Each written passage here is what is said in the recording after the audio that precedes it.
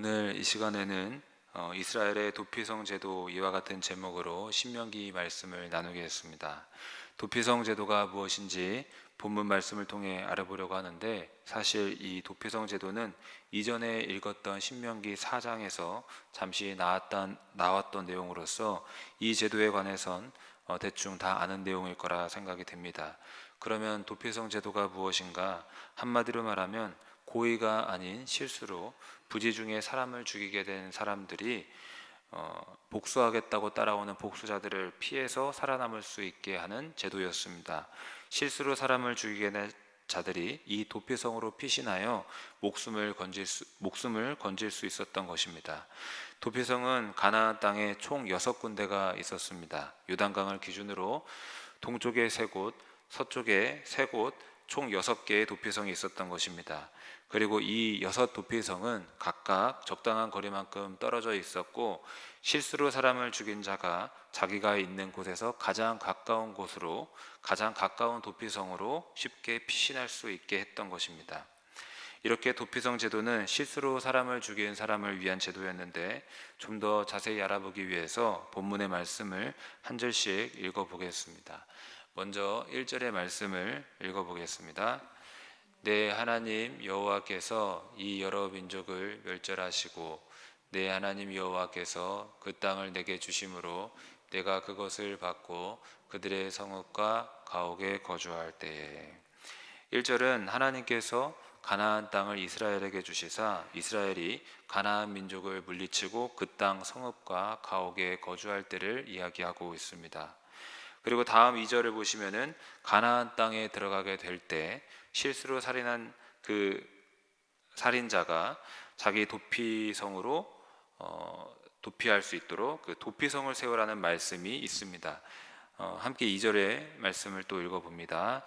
내 하나님 여호와께서 내게 기업으로 주신 땅 가운데에서 새 성읍을 너를 위하여 구별하고.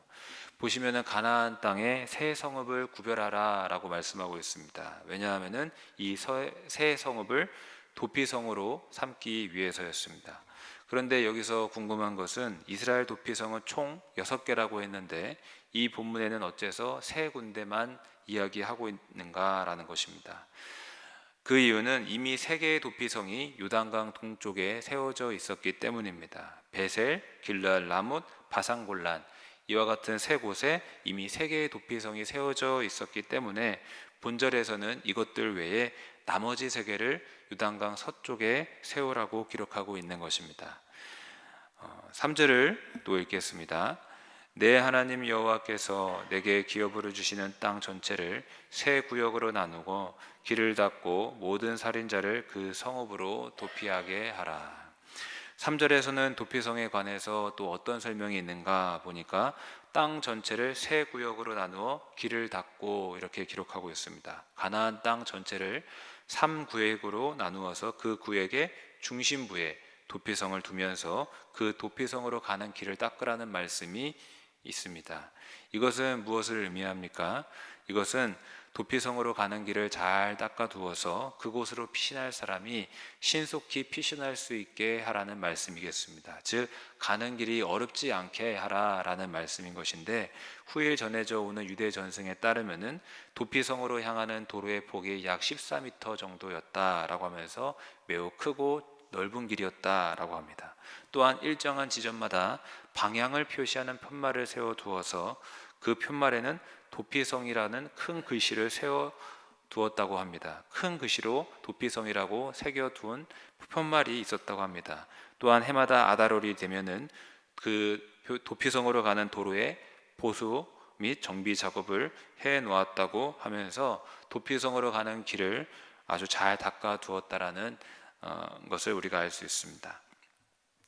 그리고 이어지는 4절의 말씀에서는 도피성으로 피신할 사람들 중에서 살 수 있는 사람, 도피성으로 간 사람들 중에 살 수 있는 사람이 누구인지에 대해서 기록하고 있는데, 어떤 사람이 도피성으로 가서 살 수 있느냐라고 하는지 보면은 4절 하반절에 나오는 대로 누구든지 본래 원한이 없이 부지 중에 그의 이웃을 죽인 일, 이웃을 원한도 없이 고의도 없이 정말 실수로 사람을 죽인 사람들이 이 도피성으로 피신하여 살 수 있었다라고 기록하고 있습니다.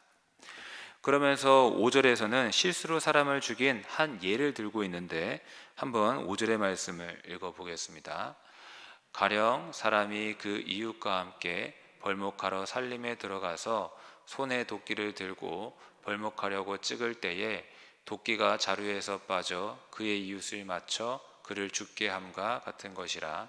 이런 사람은 그 성읍 중 하나로 도피하여 생명을 보존할 것이니라.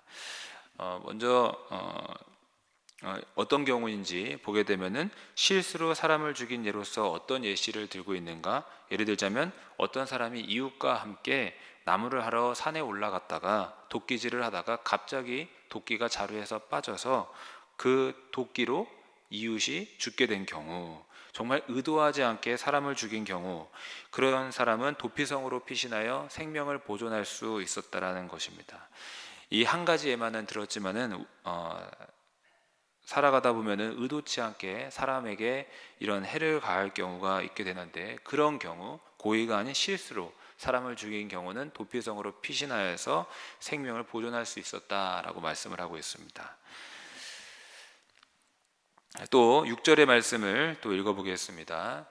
그 사람이 그에게 본래 원한이 없으니 죽이기에 합당하지 아니하나 두렵건대 그 피를 보복하는 자의 마음이 복수심에 불타서 살인자를 뒤쫓는데 그 가는 길이 멀면 그를 따라 잡아 죽일까 하노라. 6절에도 기록하고 있습니다. 본래 원한이 없이 사람을 실수로 죽이게 되었으니 이런 사람은 눈에는 눈, 이에는 이, 이런 식으로 죽여서는 안 된다라고 합니다. 그렇지만 실수로 죽였든 고의로 죽였든 그런 것은 사실 피해자 가족들이나 피해자 주변인들에게는 그다지 중요한 게 아닐 것입니다. 이미 마음속에서는 자기가 사랑하는 사람이 죽었기 때문에 분노와 복수심이 차오를 것입니다. 그래서 실수로 죽였다 해도 그런 건 전혀 중요하지 않으면서 살인자를 뒤쫓아갈 것입니다. 그리고 뒤쫓아가서 잡아 죽일 수도 있을 것입니다. 그러나 이렇게 되면 안 되는 것입니다. 왜냐하면은 실수로 사람을 죽인 사람이 내가 일부러 사람을 죽인 게 아닙니다. 이러이러한 일로 실수로 사람이 죽게 된 것입니다. 라고 하면서 사건에 대해서 변명을 하거나 자초지종을 설명을 할 기회를 가져야 하기 때문입니다. 이런 변명도 없이 억울하게 죽을 수 있기 때문에 그렇게 해서는 안 되는 것입니다. 따라서 이와 같이 억울한 죽음이 생기지 않도록, 그리고 도피자가 빨리 도피성으로 피신할 수 있도록 도피성은 가나안 땅 어디에서건 멀지 않도록 지역별로 세 성읍을, 세 개의 도피성을 지정해야 했습니다. 그래서 이어지는 7절을 보시면은 세 성읍을 도피성으로 구별해 두라고 말씀하고 있습니다. 그러므로 내가 내게 명령하기를 세 성읍을 너를 위하여 구별하라 하노라. 그리고 이어지는 8절과 9절에서도 다시 반복되는 말씀으로 새 성읍을 도피성으로 구별하라는 말씀이 나옵니다. 8절, 내 하나님 여호와께서 내 조상들에게 맹세하신 대로 내 지경을 넓혀 내 조상들에게 주리라고 말씀하실 땅을 다 내게 주실 때, 가나안 땅에 들어가게 될 때를 말씀합니다. 그리고 9절 하반절에 이렇게 기록합니다. 이 셋 외에 새 성읍을 더하며. 셋 외에 새 성읍을 더하라고 하는데, 이 말씀은 앞서 설명한 대로 이 요단강 동쪽에 도피성 3개가 세워져 있었는데 거기에 셋을 더해서 요단강 서쪽에 새 성읍을 지정하라는 말씀입니다. 그래서 서쪽에 세 곳, 게데스, 세겜, 헤브론, 이렇게 세 곳이 더해지게 됩니다. 결국 가나안 땅에는 요단 동쪽에 세 곳, 요단강 서쪽에 세 곳, 총 6군데의 도피성이 세워지게 됩니다. 그리고 10절에서는 도피성 제도의 근본 목적, 즉 도피성 제도를 세우게 된, 지정하게 된 이유가 기록되어 있는데 10절의 말씀을 한번 같이 읽어보겠습니다. 내 하나님 여호와께서 내게 기업으로 주시는 땅에서 무죄한 피를 흘리지 말라. 이같이 하면 그의 피가 내게로 돌아가지 아니하리라.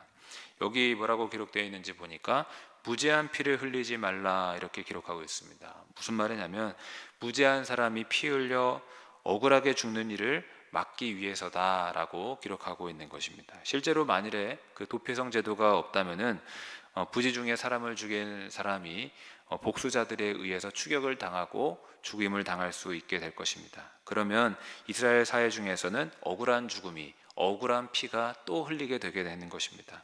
변명할 겨를도 없이, 자초지종을 설명할 기회도 없이 복수자들에 의해서 생명을 잃게 되는 안타까운 그 죽음이, 안타까운 피가 흘려지게 되는 일이 있다라는 것입니다. 그렇기 때문에 도피성 제도가 있는 것입니다.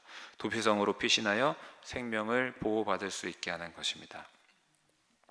그런데 본문 11절에서 13절을 보시면은 도피성으로 피하였어도 생명을 보존할 수 없는 그런 경우가 있다라고 합니다. 어떤 경우냐 보니까 그것은 고의로 사람을 죽여놓고 도피성으로 피하는 경우입니다. 즉 계획적으로 사람을 죽인 사람은 결코 도피성으로 피하였다 할지라도 보호받지 못하고 재판받고 죗값을 치러야 했다라는 것입니다. 11절을 읽어보겠습니다. 그러나 만일 어떤 사람이 그의 이웃을 미워하여 엎드려 그를 기다리다가 일어나 상처를 입혀 죽게 하고 이 한 성읍으로 도피하면, 이웃을 미워하여 그 사람을 죽이고 도피성으로 피신하면이라고 합니다. 이런 사람은 그러면 어떻게 처리해야 됐을까? 고의적으로, 계획적으로 사람을 죽여놓고 그 죄를 숨기기 위해서 도피성으로 피한 사람, 이런 사람은 어떻게 되었을까? 12절에 보니까 그 본 성읍 장로들이 사람을 보내어 그를 거기서 잡아다가 보복자의 손에 넘겨 죽이게 할 것이라 라고 기록합니다. 무슨 말이냐면 본 성읍 장로들, 즉 고의로 사람을 죽인 그 사람이 살고 있었던 성의 장로들이 도피성에 사람을 보냅니다. 그리고 살인자를 도피성에서 잡아오는 것입니다. 도피성에서 끌어내는 것입니다. 그리고 어떻게 한다? 재판을 거친 뒤에 보복자의 손에 넘겨 죽게 하는 것입니다. 즉 달리 말하면 죗값에 대한 심판을 정당하게 치르게 하는 것입니다. 이렇게 함으로써 도피성이 결코 범죄자들의 은신처가 되지 않도록, 은신처로 악용되지 못하도록 하였고, 악에 대한 정당한 심판을 통해서 이스라엘 땅에 하나님의 공의가 세워지게 했던 것입니다.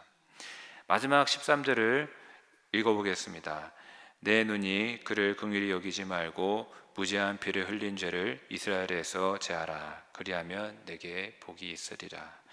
일부러 사람을 죽인 그 사람을 불쌍히 여기지 말라는, 또 그 사람을 심판하라는 말씀인데, 이렇게 해서 이스라엘 공동체 안에 하나님의 공의를 세워야 했던 것입니다. 이스라엘 공동체를 거룩하게 지켜야 했던 것입니다. 말씀을 정리합니다. 이스라엘 중에는 도피성 제도가 있었습니다. 이 제도는 부지 중에 악의 없이 실수로 누군가를 죽인 사람이 보복자들에 의해서 죽지 않도록 억울하게 피를 흘리는 일이 없도록 하는, 그래서 도피할 수 있게 만드는 제도였습니다. 이 제도는 어떻게 보면은 하나님의 따뜻한 배려라 이렇게 볼 수가 있는데, 우리는 이 제도를 통해서 분명하게도 한 가지는 깨달을 수 있습니다. 그것은 주의 백성을 위해서 피할 길을 마련하신다는 것입니다. 그렇다면 여러분, 죄와 허물로 죽을 수밖에 없는 우리를 위해서 마련하신 도피성은 무엇이겠습니까? 바로 예수 그리스도인 줄 믿으시기를 주님의 이름으로 축복합니다.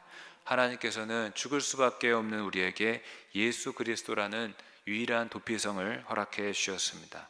예수 그리스도 안에 거하는 자마다 죄 사함 받고 거룩한 하나님의 자녀로 거듭나며 천국의 소망을 갖게 된다라는 사실입니다. 여러분, 우리의 유일한 도피성이 되시는 예수 그리스도만을 의지하시기를 주님의 이름으로 축복합니다. 그리고 주님은 날마다 우리에게 피할 길을 열어주시고 하나님께서는 도와주실 줄로 믿습니다. 그렇기 때문에 날마다 예수 그리스도 안에 거하시기를 주님의 이름으로 축복합니다. 오늘도 하나님의 전에 나와 하나님 앞에 모든 것들을 수고하고 무거운 짐들을 다 내어놓으시기를 주님의 이름으로 부탁드리겠습니다. 그리할 때 주 안에서 보호받고 항상 평안하게 살아갈 줄로 믿습니다. 기도하시겠습니다.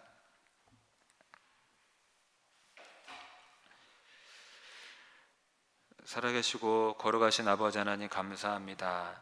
우리에게 항상 피할 길을 열어주시고 우리에게 날마다 크신 도움으로 항상 함께해 주시니 감사합니다. 우리의 유일한 도피성이 되시는 예수 그리스도 주님의 이름을 붙잡고 주님 안에 거하는 우리 모두의 삶이 될 수 있도록 함께하여 주시옵소서. 오늘도 주님 앞에 모든 걸 맡기며 나아가옵니다. 주님 돌보아 주실 걸 믿고 감사드리며 예수님의 이름으로 기도하옵나이다. 아멘. 찬송가